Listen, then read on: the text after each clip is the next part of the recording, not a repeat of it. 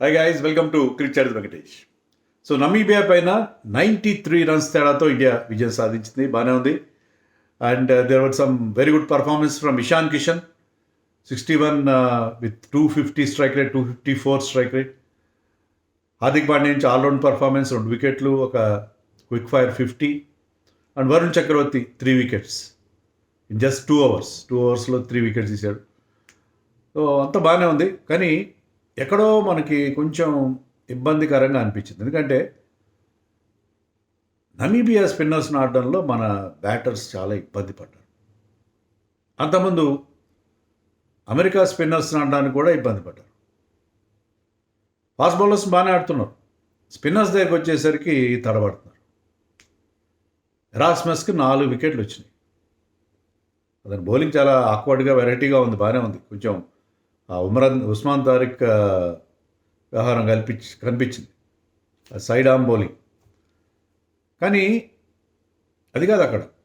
Even shawls బౌలింగ్లో కూడా, మరొక స్పిన్నర్ బెర్నార్డ్ షాల్స్ బౌలింగ్లో కూడా ఫస్ట్ 3 ఓవర్స్ చాలా తక్కువ రన్స్ ఇచ్చారు. లాస్ట్ 1 ఓవర్లో మంచి రన్స్ కొట్టారు.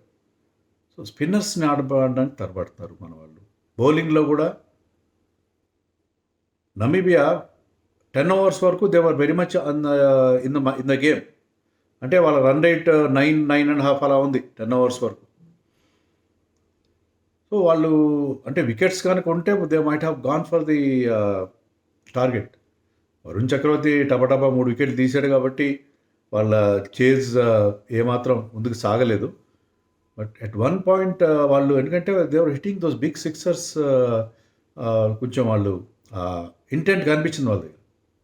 సో ఓవరాల్గా ఒక ఛాంపియన్ టీమ్ లాగా, ఒక హాట్ ఫేవరెట్ లాగా అనిపించలేదు ఇండియా వరుసగా 2 మ్యాచ్లు. అంటే మనం ఎక్కువ ఎక్స్పెక్ట్ చేసామేమో బహుశా. బట్ ఓవరాల్గా ఏంటంటే మెయిన్గా స్పిన్నర్స్ ఆడడంలో ఎందుకు ఇబ్బంది పడుతుంది, ఎందుకంటే జస్ట్ ఇంకా 2 రోజుల అవతల మనం పాకిస్తాన్తో స్పిన్ ఫ్రెండ్లీ పిచ్ మీద ఆడాలి. Pakistan is playing 5 spinners, 4 front line స్పిన్నర్స్ని ఆడిస్తున్నారు వాళ్ళు, ప్లస్ ఒక part timer in Saim Ayub. So వాళ్ళ స్పిన్ స్ట్రెంగ్త్ వెళ్తున్నారు వాళ్ళు. సో అలాంటి సిచ్యుయేషన్లో ఏంటి మన పరిస్థితి? సో అది కొంచెం ఇబ్బందికరంగా అనిపించింది. Otherwise good performance, no doubt. ఎందుకంటే ఇషాన్ కిషన్ ఎంత మంచి స్టార్ట్ అందించాడు. అలాగే సంజు శాంసన్ ఒక తుఫాన్ లాగా స్టార్ట్ చేశాడు. 3 6లు ఒక 4 కొట్టాడు. సో ఈ లుక్డ్ వెరీ గుడ్ ఇనీషియల్గా. అంటే ఆ ఇంటెంట్ కూడా, అంటే అతనికి ఆ రకరకాల ఛాన్స్ వచ్చింది, ఏదో తన ప్లేస్ పెట్టుకుందామని వాళ్ళు కాకుండా ఈ went for those shots and clean hitting. ఒకటి స్ట్రైట్గా లాంగ్ ఆఫ్ మీద నుంచి 2 పికప్ షాట్స్ బ్రహ్మాండంగా కొట్టాడు. అయితే మరొక పెద్ద షాట్ కొట్టే ప్రయత్నంలో అవుట్ అయిపోయాడు. అంటే దాన్ని మనం బ్లేమ్ కూడా చేయలేము యాక్చువల్గా, ఎందుకంటే పవర్ ప్లేని మ్యాక్సిమైజ్ చేయడం కోసం మనం ట్రై చేస్తున్నారు కదా.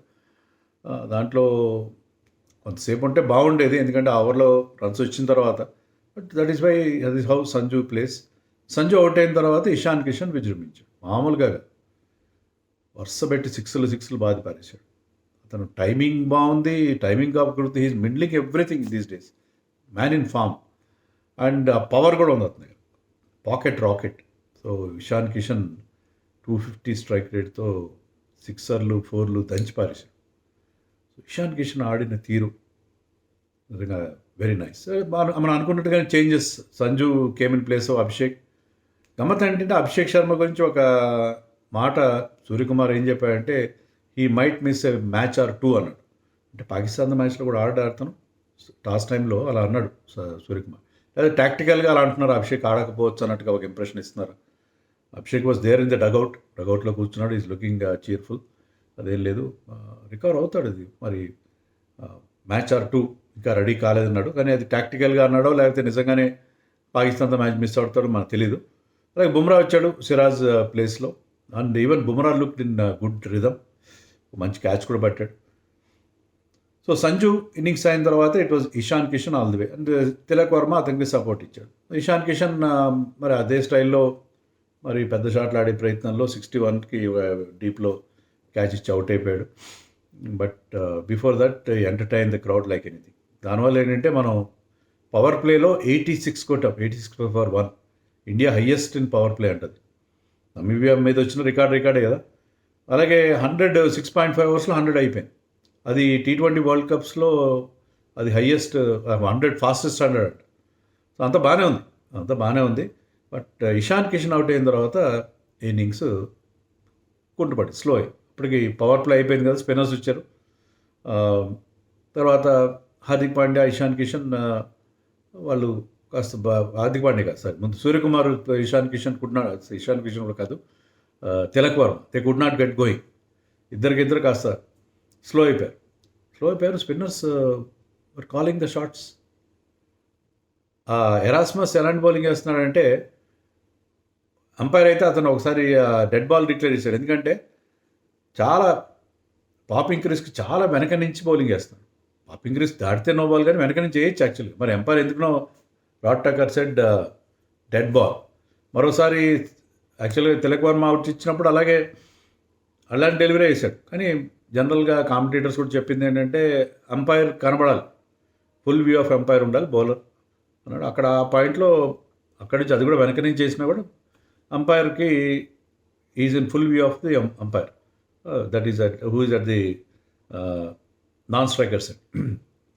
So Rasmus bowling, side arm bowling, అది అతను ఆ ట్రాజెక్టరీ కూడా ఎంత లో చేస్తున్నాడంటే హీస్ బెండింగ్ హిజ్ నీ, దానివల్ల చాలా లో ట్రాజెక్టరీలో బాల్ వస్తుంది. కన్ఫ్యూజ్ అయ్యారు మన బ్యాట్స్మెన్, చాలా కన్ఫ్యూజ్ అయ్యారు అతను బౌలింగ్ ఫేస్ చేయడంలో. లోగా వస్తుంది, అందులో అది ఆఫ్ స్టంప్ మీద పడినా కూడా బయటికి వెళ్ళిపోతుంది బాల్. సో అతని బౌలింగ్ చాలా వెరైటీగా ఉంది. నేను నమీబియా నెదర్లాండ్స్ మ్యాచ్లో అతని బౌలింగ్ చూడలేదు, ఇదే ఆ మ్యాచ్లో నేను కొద్ది పోర్షన్ చూశాను నేను. ఆ బౌలింగ్, సో ఆ స్పిన్నర్స్ ఆడడంలో ఇబ్బంది పడ్డారు. సూర్యకుమార్ ఒక 6 కొట్టాడు, కానీ మరో పెద్ద షాట్ కొట్టే ప్రయత్నంలో స్టంప్ అవుట్ అయిపోయాడు. తిలక్ వర్మ కూడా he connected well, but very good catch on boundary line. Tilak Varma ఏంటంటే అతను యాంకర్ రోల్ మరీ సీరియస్గా తీసుకుంటున్నాడేమో అనిపిస్తుంది నాకు. బట్ ఎనీవే అది అవసరం అతను ఆ విధంగా ఆడటం. ఈ స్కోర్డ్ సమ్ 25. హార్దిక్ పాండ్యా కూడా స్లోగా స్టార్ట్ అయ్యాడు, బట్ ఈ later picked up very well. Hardik Pandya Shivam దుబేని అర్లీగా పంపించారు, ఎందుకంటే స్పిన్నర్స్ని అటాక్ చేయడం కోసం.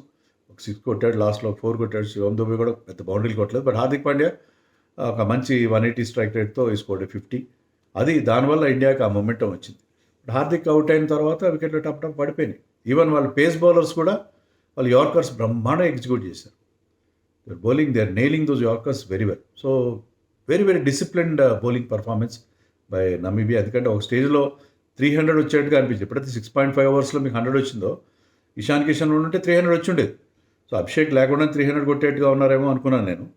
కానీ మన తర్వాత ఆ మొమెంటం అంతా బ్రేక్ అయిపోయింది. వాళ్ళ బౌలింగ్ చాలా బాగుంది, మన వాళ్ళు స్పిన్నర్స్ ముందు చేతులు ఎత్తారు. వాళ్ళ డెత్ బౌలింగ్ కూడా చాలా చాలా ఎఫెక్టివ్గా కనిపించింది. చాలా అంటే చాలా ఎఫెక్టివ్ డెత్ బౌలింగ్. లాస్ట్లో రన్స్ రాలేదు, వికెట్లు టపటపా పడిపోయినాయి. సో చివరిలో ఇండియా బాగా తడబడింది. 209 మాత్రం వచ్చింది. ఒక స్టేజ్లో 300 కాకపోయినా 250, 240 వచ్చే పరిస్థితి కనిపించింది. కానీ సో అక్కడ ఏంటంటే మన బ్యాటింగ్లో ఆ మొమెంటం కనపట్లేదు, ఆ రిథమ్ కనపట్లేదు. Axar Patel try to play short and was clean bowled. So ఎవరు కూడా పెద్దగా తర్వాత హార్దిక్ అండ్ ఇషాన్ మినహాయిస్తే, కొంతవరకు తిలక్ వర్మ మినహాయిస్తే ఎవరు తెచ్చుకుంటున్నారు. అండ్ శివం దుబే కూడా నిలబడ్డాడు హార్దిక్తో పాటు, ఒక పార్ట్నర్షిప్ ఇవ్వగలిగాడు. సో మన బ్యాటర్స్ ఆశించిన స్థాయిలో పర్ఫామ్ చేయలేదు. ఇంకా మన బౌలర్స్ దగ్గర వచ్చేసరికి హర్షదీప్ వాజ్ ఎక్స్పెన్సివ్, బట్ ఎప్పటిలాగే పవర్ ప్లేలో ఒక బ్రేక్ త్రూ ఇచ్చాడు హర్షదీప్. బుమ్రాకి ఇవ్వలేదు, మళ్ళీ కూడా అసలు పవర్ ప్లేలో అసలే ఇవ్వలేదు బౌలింగ్. మామూలుగా ఒక ఓవర్ ఇవ్వడం చూస్తున్నాం మనం. అండ్ హార్దిక్, శివం దుబే అండ్ హర్షదీప్ ముగ్గురే బౌలింగ్ వేశారు పవర్ ప్లేలో.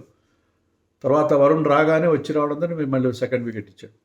సో సెకండ్ వికెట్ ఇచ్చిన తర్వాత మళ్ళీ నెక్స్ట్ ఓవర్లో ఇంకో 2 వికెట్లు ఇచ్చాడు. సో ఎప్పుడైతే వరుణ్ చక్రవర్తి వచ్చాడో వాళ్ళ ఛాలెంజ్ అక్కడే ముగిసిపోయింది.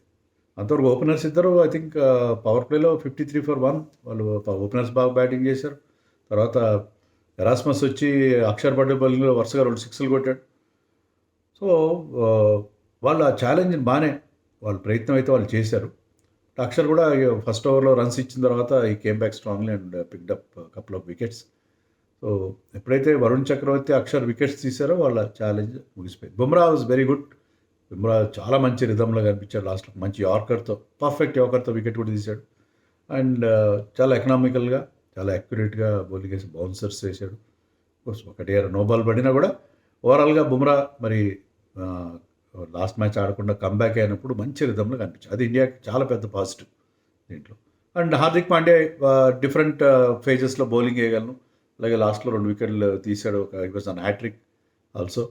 సో హార్దిక్ అండ్ శివం దుబే కూడా అతను మంచి వేరియేషన్స్ ఉన్నాయి శివం దుబే దగ్గర. ఇవన్నీ కూడా మనకి అక్కడ ప్రేమదాసాలో కొలంబోలో ఆడినప్పుడు బాగా పనికొస్తాయి.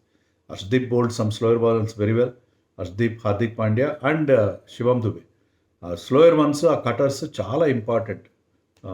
Rolling the fingers along side the ball, అది చాలా ఇంపార్టెంట్. అది when you bowl in Premadasa, అది మన బౌలర్స్ అక్కడ చాలా ఎఫెక్టివ్గా అనిపించారు ఆ విషయంలో. సో అది పరిస్థితి. అండ్ శివం దుబే ఎప్పుడైతే పవర్ ప్లేలో బౌలింగ్ వేసాడో మనకేమనిపిస్తుంది, బహుశా ఒక పేసర్ని డ్రాప్ చేసి ఒక ఎక్స్ట్రా స్పిన్నర్ని ఆడిస్తారు నెక్స్ట్ పాకిస్తాన్ మ్యాచ్లో అన్నాక ఒక ఇండికేషన్ లాగా కనిపించింది. సో ఇండియా 93 రన్స్ తేడాతో విజయం సాధించింది. బాగానే ఉంది. బట్ నేను చెప్పినట్టుగా చిన్న చిన్న ఇష్యూస్ ఉన్నాయి, ముఖ్యంగా స్పిన్ ఆడడంలో. అది ఏ కంట్రీ అయినా, వీళ్ళు పెద్ద గొప్ప స్పిన్నర్స్ కాదు. మీకు నమీబియా స్పిన్నర్స్ కానీ, యుఎస్ఏ స్పిన్నర్స్ కానీ వీళ్ళని ఆడడానికి ఇబ్బంది పడితే ఇంకా మెయిన్ కంట్రీ స్పిన్నర్స్ ఆడడానికి మన వాళ్ళు ఎంత ఇబ్బంది పడతారు అనేది ఒక క్వశ్చన్ మార్క్. అదొక్కటే మన బాగా ఇబ్బంది పడుతున్న విషయం.